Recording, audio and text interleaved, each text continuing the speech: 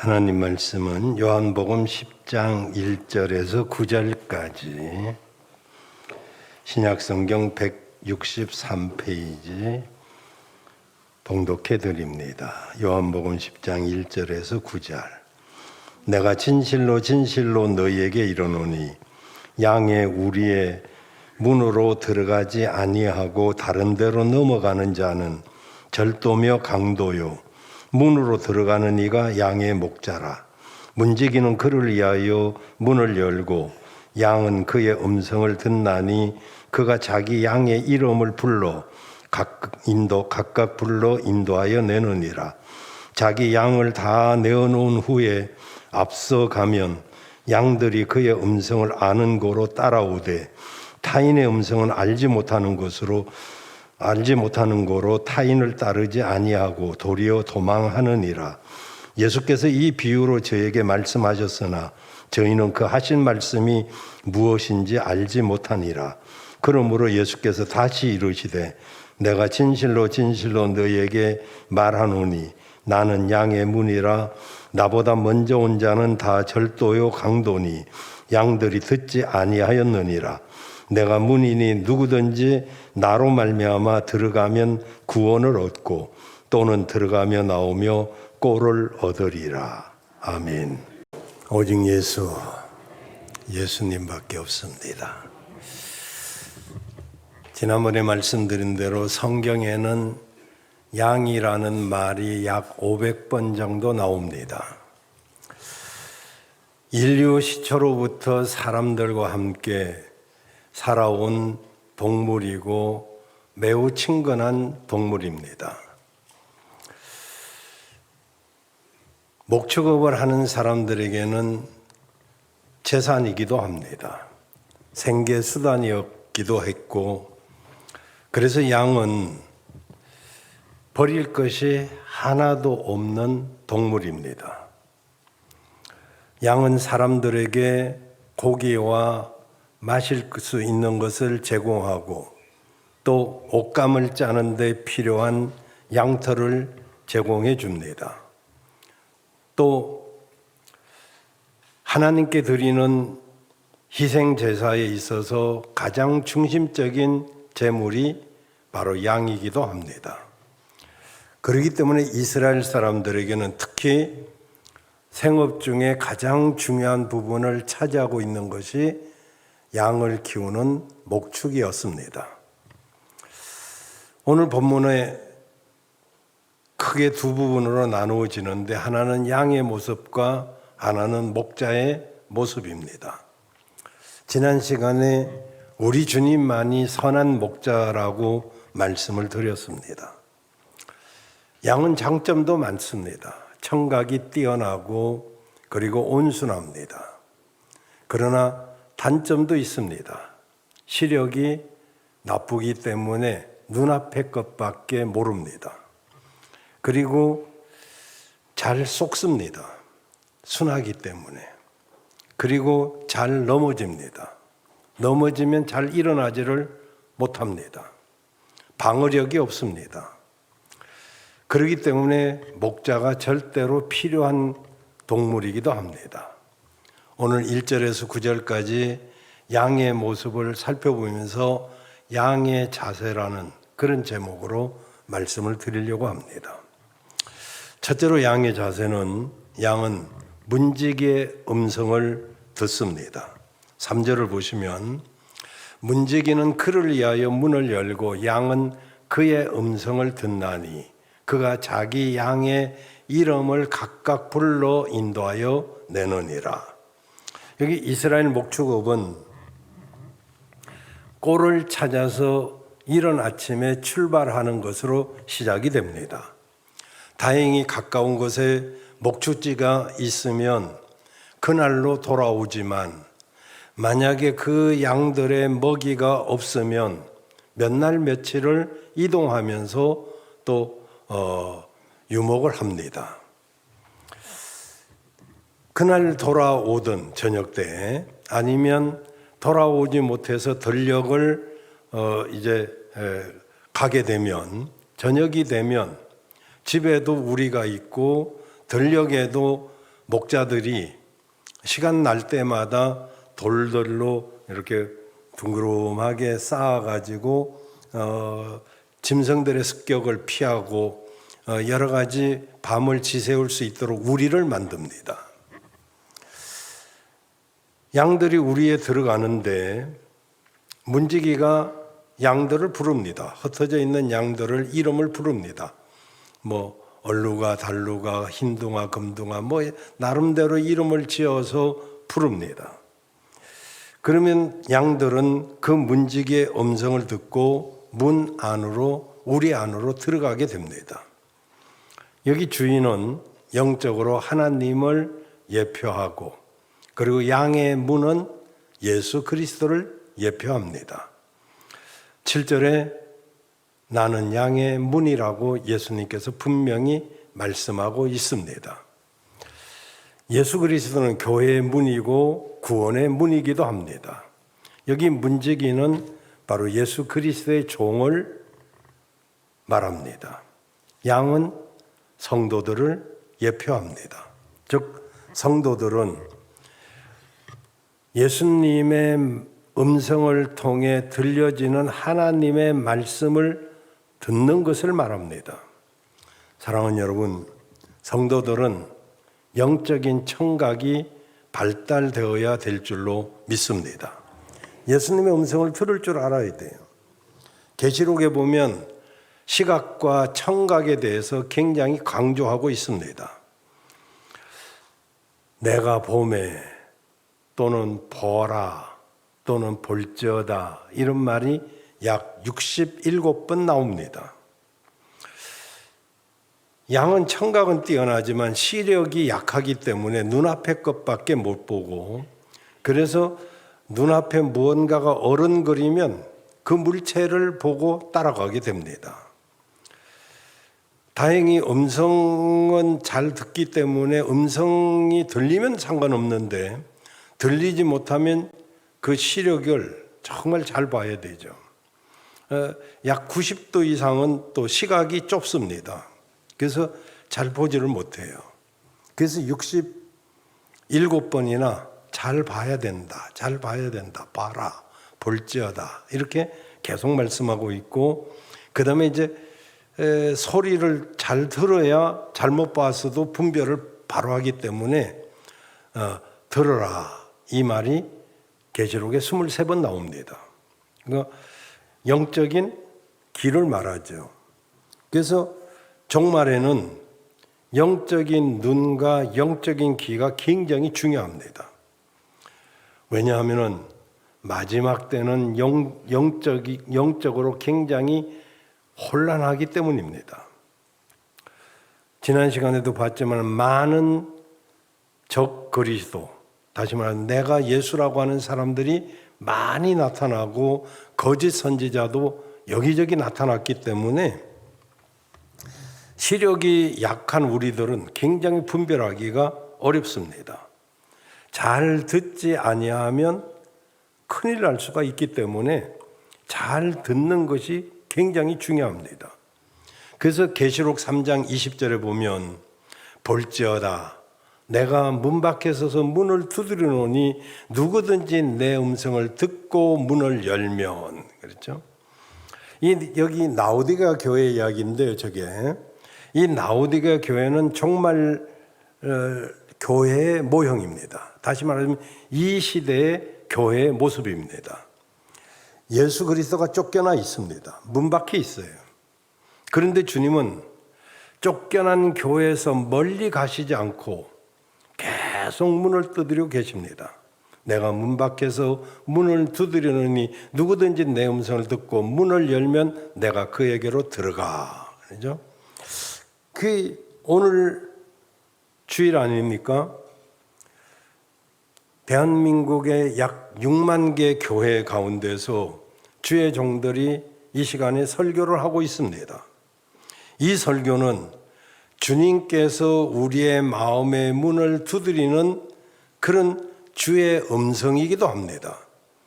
주의 종들인 문지기를 통해서 계속 성도들의 마음을 두드립니다. 어떤 사람은 닭 우는 소리에서도 주님의 음성을 듣습니다. 베드로죠. 닭 울음소리에서도 주님의 음성을 듣는데 어떤 사람은 설교 속에서도 주님의 음성을 못 듣기도 합니다. 저는 양을 한 20마리 정도 키워봤는데 양을 치는 사람은 언제나 자신의 존재를 알리기 위해서 날카로운 소리를 내거나 휘바람 소리를 내거나 저 같은 경우는 휘바람 불기도 하고 하모니카를 불기도 했습니다마는 그러면 그 소리를 듣고 양들이 안심을 합니다. 그러나 낯선 사람이 부르면 잠시 멈춰서 귀를 쫑긋하긴 합니다마는 그러나 청각이 있기 때문에 그것이 반복되면 양들은 돌아서서 도망하고 맙니다. 그 사람의 목소리 못 들어본 소리이기 때문입니다. 그래서 그 소리를 내지 아니하고 물체만 그럴듯하게 하면 양은 또 끌려가기도 합니다. 그날 저녁 갑자기 비가 오게 되면 이제 우리를 찾지 못하기 때문에 그 근방에 동굴을 찾습니다. 다행히 팔레스타인 지역에는 많은 동굴들이 산지에 있습니다. 큰 동굴을 마침 발견하면 양을 이끌고 가던 목동들이 그 동굴 속으로 들어갑니다. 지난번에 말씀드렸지만은 보통 집에는 양이 2-3마리 또 약 20마리 정도를 키웁니다. 그리고 중형적인 사람들은 100여 마리를 키웁니다. 대형 목축업은 200마리 이상을 키웁니다. 어쨌든 20마리가 됐든 100여 마리가 됐든 갑자기 비가 오거나 또 어두워지거나 하면 우리가 없으면 동굴을 찾습니다. 그러면 나 한 사람이 이끌고 가는 양만 들어간다면 별 문제가 없겠지만은 갑자기 소나기가 오거나 비가 오면은 다른 목자들도 가지고 온 양들을 가지고 그리 피하니까 같이 섞이게 됩니다. 섞이게 되면 눈으로 분별이 안 됩니다. 여러분 다 알다시피 양은 거의가 흰색이지만 간혹 회색도 있고 또 얼룩이 달룩이도 있습니다.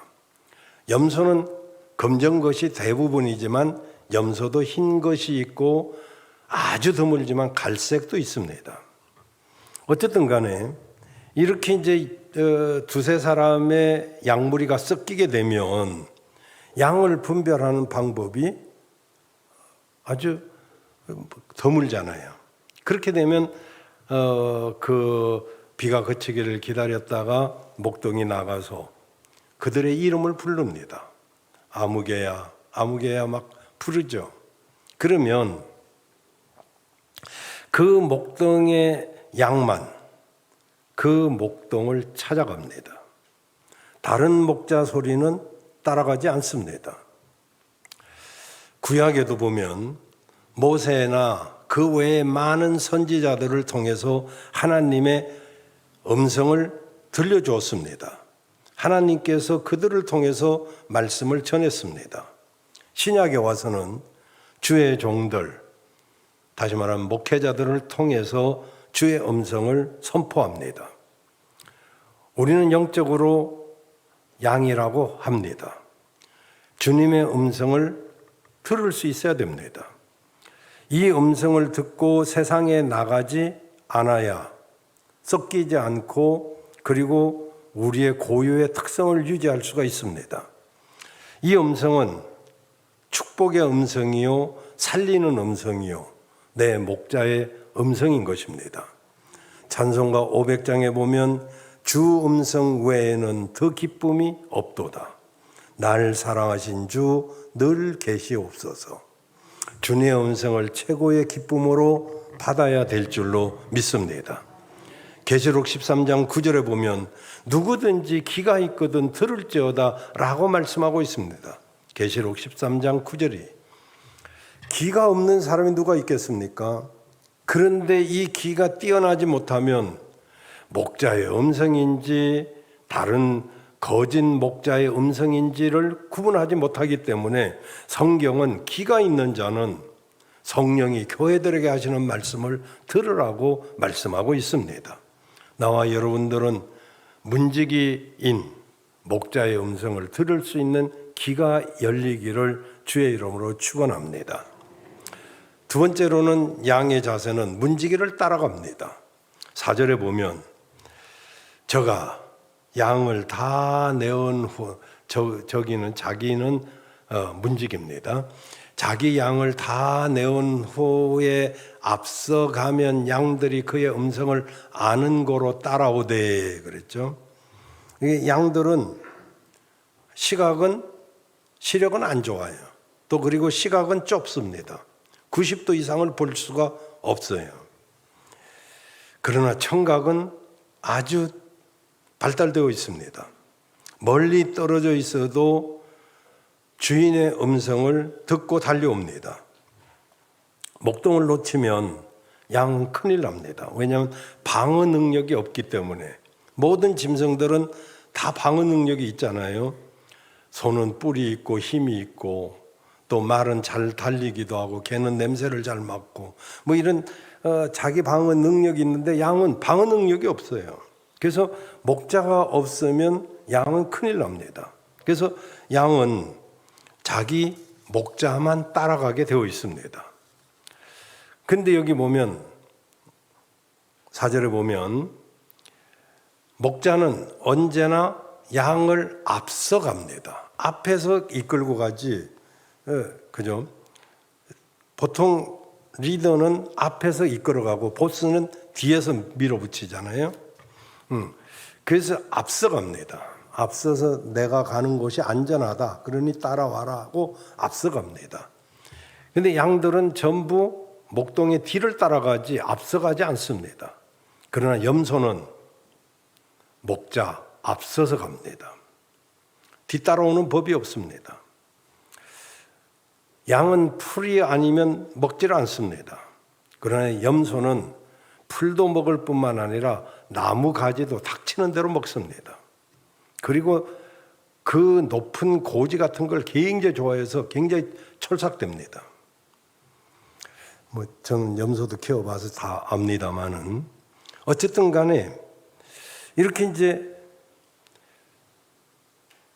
양들은 목자의 음성을 듣고 따라가는데 여러분 성도들도 주의 종을 따라가야 될 줄로 믿습니다. 그게 주님을 따라가는 거예요. 마태복음 10장 40절에 보면 너희를 영접하는 자들이 나를 영접하는 것이고 나를 영접하는 자가 나 보내신 이를 영접하는 것이다 그랬어요. 여기 직접적으로는 12제자입니다마는 그래서 예수님이 12제자를 보내시죠. 12제자를 영접하는 자는 나를 영접하는 것이고 예수님을 영접하는 자는 나 보내시니 즉 하나님을 영접하는 것이라 그렇게 말씀하고 있습니다. 다시 말하자면 예수님을 영접하는 것이 하나님을 영접하는 것이고 주의 종을 영접하는 것이 예수님을 영접하는 것입니다. 주의 종을 영접하지 않는 것은 주님을 영접하지 않는 것이라고 말씀하고 있습니다. 하나님과 예수님과 주의 종은 아주 유기적인 관계를 가지고 있습니다. 예를 들어서 그 나라의 대통령은 어떤 다른 나라의 특사들 또는 나아가서 대사들을 파송을 합니다. 각국의 그 대사들이 가면 그 나라는 그들을 영접하게 됩니다. 바로 그 나라의 대통령을 맞이하는 것과 같습니다. 그래서 대통령의 위상이 크면 그 나라도 대사를 맞이하는 것이 다르죠. 대통령이 현찮으면 대사를 영접하는 것도 현찮습니다. 그만큼 그 권위가 대사들에게 주어지는 것입니다. 오늘 이 시대 교회 비극이 무엇입니까? 주의 종들의 권위가 무너졌다는 것이잖아요. 오늘 이 시대는 권위가 무너졌습니다. 학교에 가면 선생님의 권위가 떨어지고 그리고 가정에 들어가면 아비의 권위가 떨어지고 교회에 가면 목사의 권위가 떨어져 여러분, 권위주의는 나쁘지만 권위는 있어야 되는데 우리는 권위주의와 권위조차도 구별을 못합니다. 저는 목사지만은 한 번도 제가 권위주의로 살아본 적은 없습니다.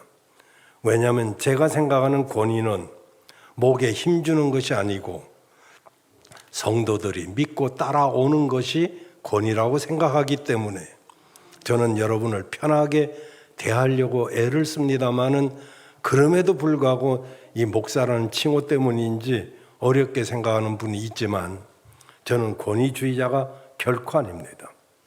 그러나 권위는 있어야 되잖아요. 그런데 한국교회의 내막을 보면 교회와 성도들의 갈등이 있는 교회가 무지 많습니다. 성도들 때문에 목사가 우는 교회도 있고 목사 때문에 성도들이 우는 교회도 있고 성도와 성도끼리 싸우는 교회도 부지기수로 있습니다. 이게 비극 아닙니까? 세상 집단보다도 더한 그런 교회의 모습을 볼 때 주님이 울지 않겠습니까? 다윗의 위대함이 어디 있습니까?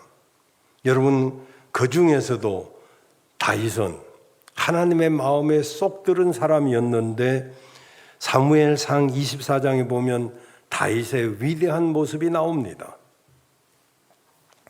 다윗은 자기를 죽이기 위해서 태어난 사람처럼 행동하는 사울을 만났습니다.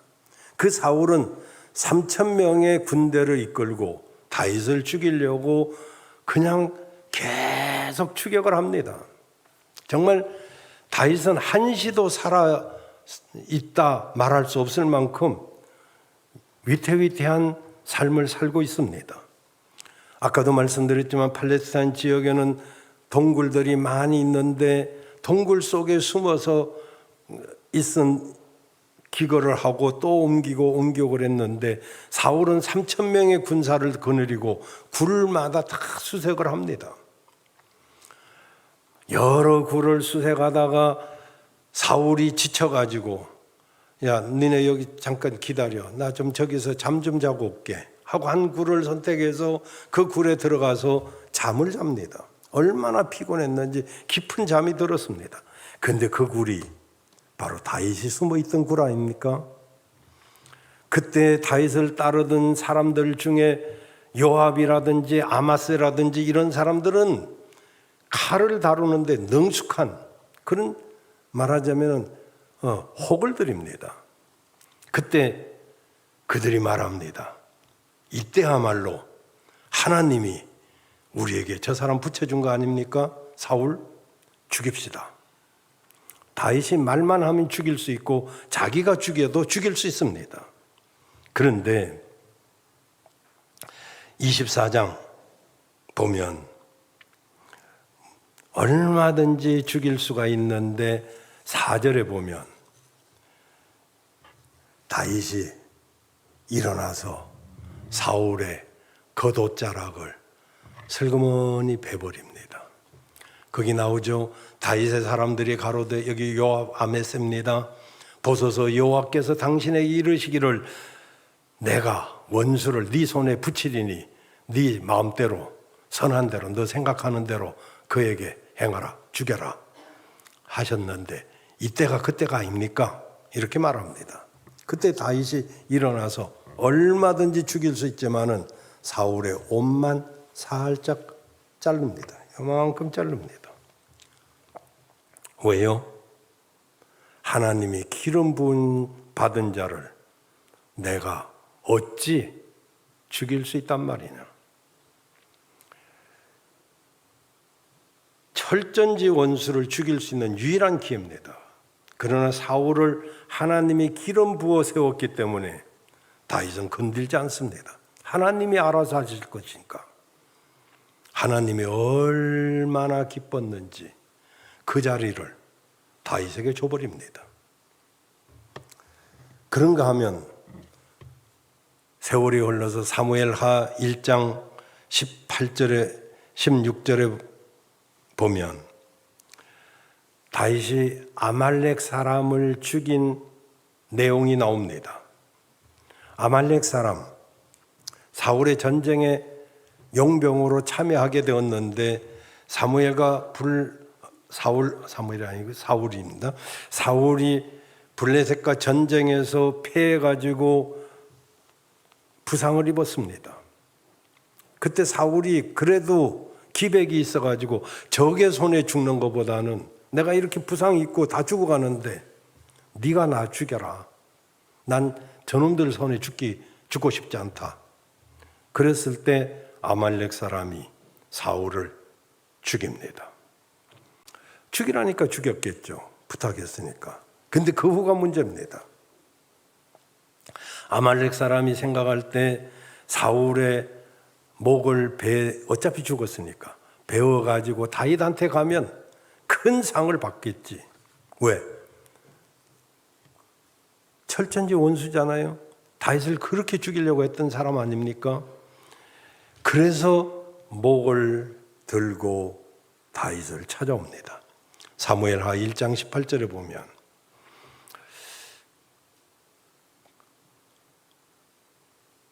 16절 다윗이 저에게 이르기를 아말렉 사람입니다. 저는 다윗이 아말렉 사람에게 이르기를 네 피가 네 머리로 돌아가라.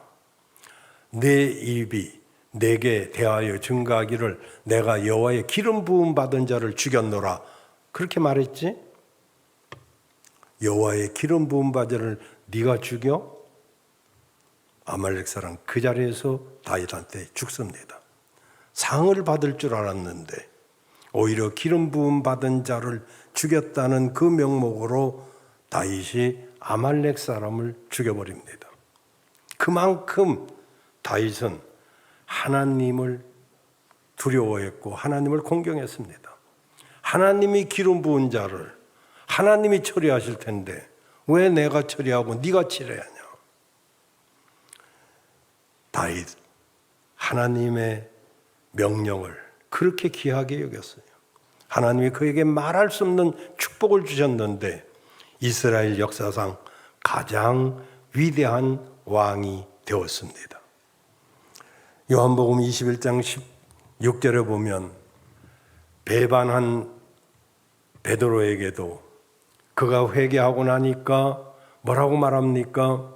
내 양을 치라고 16절 이렇게 말하고 있습니다. 12제자 바로 사도들 물론 11명이고 사도행전 1장에 마띠아라는 사람을 가룟 유다 대신 보충을 해서 12명이 되었습니다. 그 12제자가 초대교회를 이끌어갑니다. 교회 시대, 지금은 교회 시대입니다. 사도들의 뒤를 이어서 목회자들이 교회를 이끌어가고 있습니다. 성도는 목회자를 잘 따라가야 될 줄로 믿습니다. 이스라엘 목동들은요, 몇 가지 갖춰야 될 게 있었어요. 첫째는 용기입니다. 맹수가 나타나서 양을 해치려고 하면 목숨을 걸고 양을 지킵니다. 주의 종들, 교회를 지키기 위해서 사단과 목숨 걸고 싸웁니다. 물론 거짓 종들도 있습니다. 그러나 많은 하나님의 종들이 교회를 지키고 있습니다. 정말 우리나라 교회 6만 교회 가운데 7, 80교회는 전부 생활비 미달입니다. 5만 원 받는 사람, 20만 원 받는 사람. 그러고도 저는 그들을 만나서 물어보면 한 사람도 죽겠다는 소리 들어본 적이 없어요. 하나님의 은혜로 살아갈 수 있습니다. 다 이렇게 말을 합니다. 이게 보통 용기가 아니잖아요. 지금은 신학교에 지원하는 학생이 없습니다. 왜? 그만큼 목회가 어렵기 때문에 그래요. 특히 IMF 때보다 더 어렵다고 하는 이 코로나 시대에 뭐 하는데 목회자가 되겠어요. 목회자가 그렇게 뭐 대접받고 잘 살고 그런 것만 보는 사람도 그전에는 있었겠지만 지금은 안 갑니다. 모든 대학도 총신도 다 미달입니다. 일반 대학교도 물론 그렇겠지만 많은 하나님의 종들이 사례비와 상관없이 교회를 지키고 있어요. 뭐 때문일까요? 사명 아니면 뭐라고 말할 수 있겠습니까? 저는 엊그제 고시 의원들 우리 교회에서 모여서 전도사 고시, 장로 고시를 치렀는데 전도사한테 그렇게 말했습니다. 너 신학 나왔다고 목회 잘하라고 생각하지 마. 신학대학 나와가지고 목회 잘하는 거 아니야. 잘생겼다고 목회 잘하는 거 아니야. 똑똑하다고 목회 잘하는 거 아니야. 신학대학 말고 대학 하나 더 나와야 돼. 그렇게 말했지. 깜짝 놀라서 쳐다보더라고요. 무슨 대학인가 싶어서. 고난대학. 고난대학 나와야 돼요. 여러분, 전도사 과정에서 경제적인 어려움을 겪어보지 못하면 어떻게 경제적인 고통을 이기겠어요? 거기서 인내심을 배우지 못하면 어디서 인내심을 배우겠습니까? 저는 우리 교회 부흥해 왔던 이동현 목사님, 법대 나와가지고 잘 나가던 그 전도사가 첫 교회 부임해가지고 가서 보니까 그 교회가 30년이 지났는데도 40명도 안 되는 거예요. 6개월 있다 보니까 배울 게 없더래요. 그래서 더 이상 배울 게 없다. 그래가지고 보따리를 쌌어요.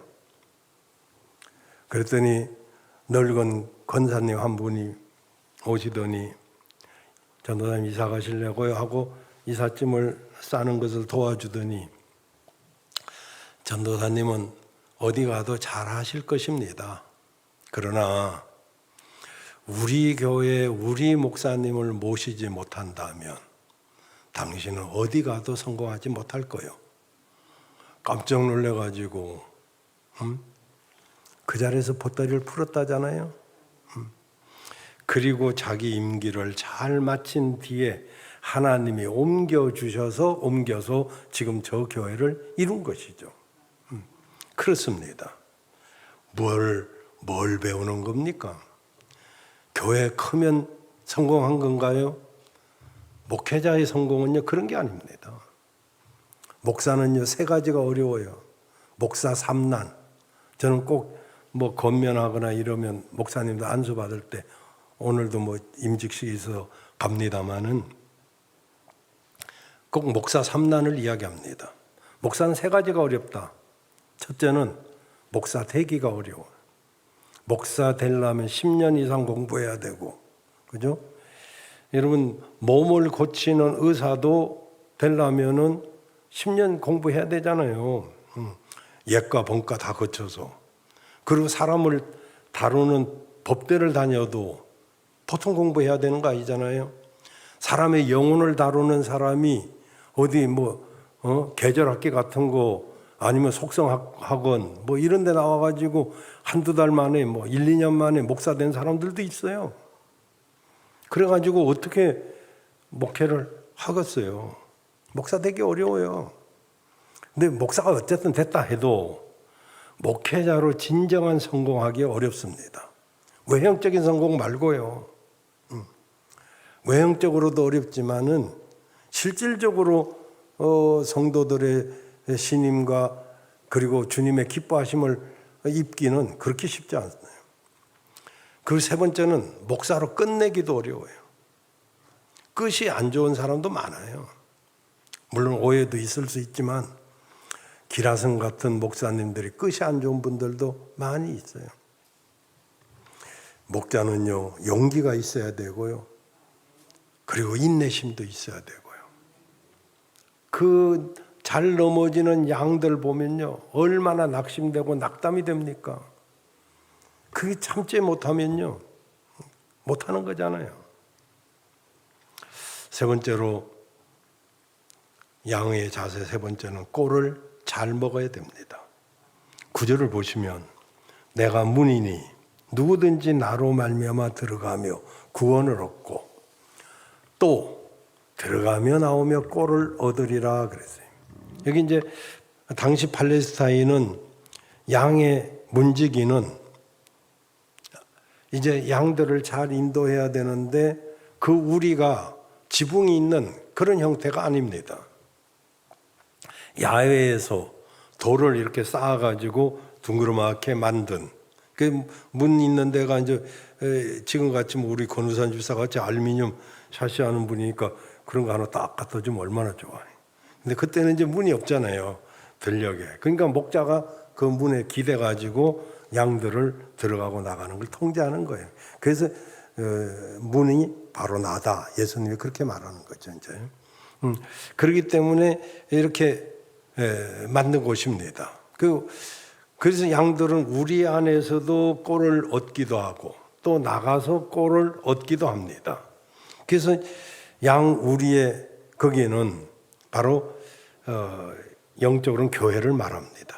그래서 교회에 와서 우리가 꼴을 잘 먹어야 되죠. 잘 먹어야 되고요. 아멘 안 하는데 양은 꼴을 잘 먹어야 됩니다.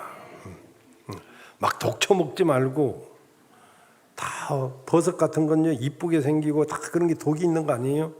내가 좋다고 좋은 게 아니에요. 안전한 걸 먹어야 되는데 대나가나 먹으니까 이게 문제가 되는 거 아니에요. 여러분 양은 아까도 말했지만 풀만 먹고 살아갑니다.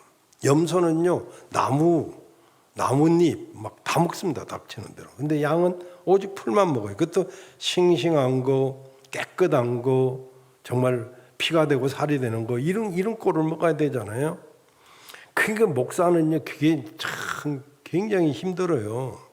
꼴을 만들기 위해서 정말 능력이 있는 사람 같으면 괜찮죠. 그런데 저처럼 이제 말도 잘 못하지 표현력도 떨어지지 이런 사람들은 주일 저녁이 괴롭습니다.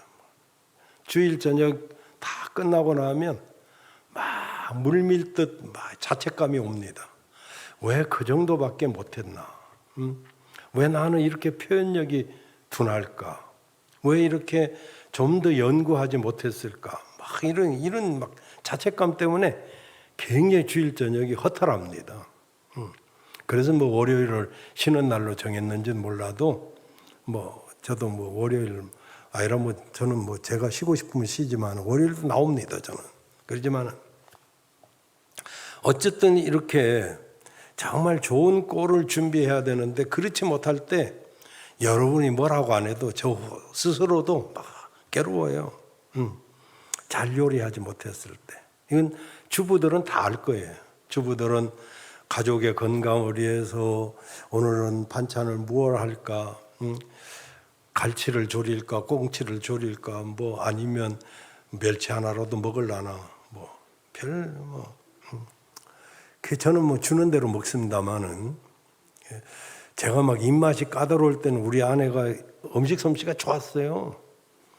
근데 아무거나 먹으니까 아무거나 줘요. 고기 한 가지 납보기도 해. 어쨌든 아무거나 줘도 잘 먹습니다, 여러분. 여러분도 좀 잘 드시면 좋겠어요. 목회하면서 이렇게 가장 힘든 일이 설교라는 거. 얼마나 사실 허탈하고 힘들지. 여러분이 막 아멘 아멘이라고 해주면 또 저는 A형이잖아요.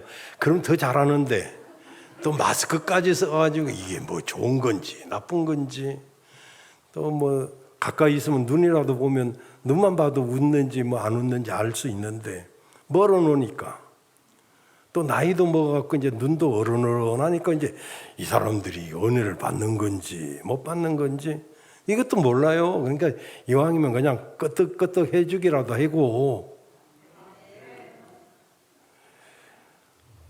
여러분 아내가 차려주면 맛있다, 좋다 이렇게 해야 다음에 대접받는 거지. 이걸 찌개라고 끓인 거 이게. 그러면 침 뱉어서 갖다 준다니까요. 그러면 안 되잖아요. 그런 분 없어요. 그냥 웃자고 한 소리예요. 어쨌든 여러분 꼴을 잘 먹는 양이 건강한 양입니다. 안심하고 골라 먹지 말고 그냥 박해 독초 먹지 말고 그렇게 해서 들어가며 나가며 주님이 주시는 그 꼴을 먹으면 나도 모르게 건강하게 될 줄로 믿습니다. 이제 말씀 마치겠습니다. 우리 주님은 교회를 통해서 그 우리 안에 그리고 주의 종들을 통해서 주의 양의 이름들을 부르면서 그들을 먹이시고 계시는 것입니다. 우리도 주의 꼴을 먹고 주의 음성을 들으면서 주님 다시 오실 때까지 믿음을 잘 지키는 여러분들 되시길 바랍니다. 기도하겠습니다. 하나님, 사랑하는 모든 성도님들을 천하보다도 귀하게 여기시는 줄로 믿습니다. 저들에게 생명의 꼴을 잘 준비하여 우리 모두도 가리지 않고 잘 먹는 성도들 되게 하여 주옵소서. 예수님의 이름으로 기도하옵나이다. 아멘.